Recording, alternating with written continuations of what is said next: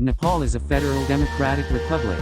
The 2015 constitution established the political system, including the framework for a prime minister as the chief executive, a bicameral parliament, and 7 provinces.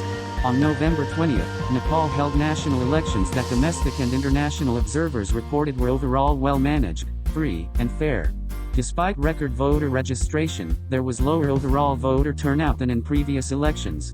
After a new coalition was formed in parliament, on December 26, Pushpa Kamal Dahal, Prachanda, was sworn in as prime minister.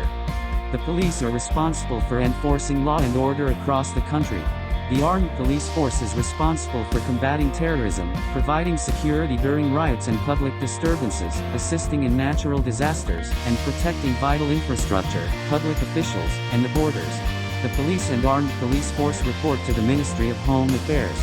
The Army also has some domestic security responsibilities such as disaster relief operations and nature conservation efforts. The Army reports to the Ministry of Defense. Civilian authorities maintained effective authority over the police, armed police force, and army. Human rights organizations documented some credible abuses by members of the security forces.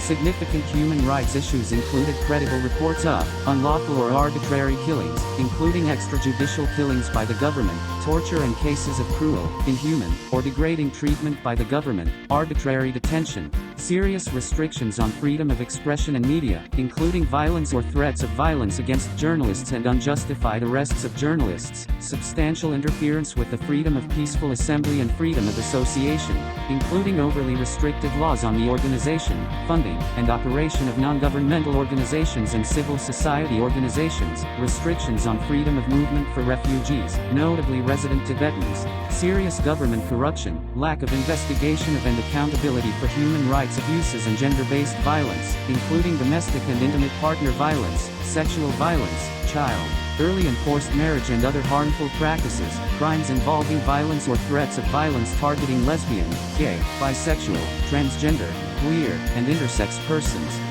The government investigated but did not widely hold accountable those officials and security forces accused of committing violations of the law. Security personnel accused of using excessive force in controlling protests in recent years did not face notable accountability nor did nearly any conflict-era human rights violators. The government made attempts to investigate and hold officials accountable for corruption.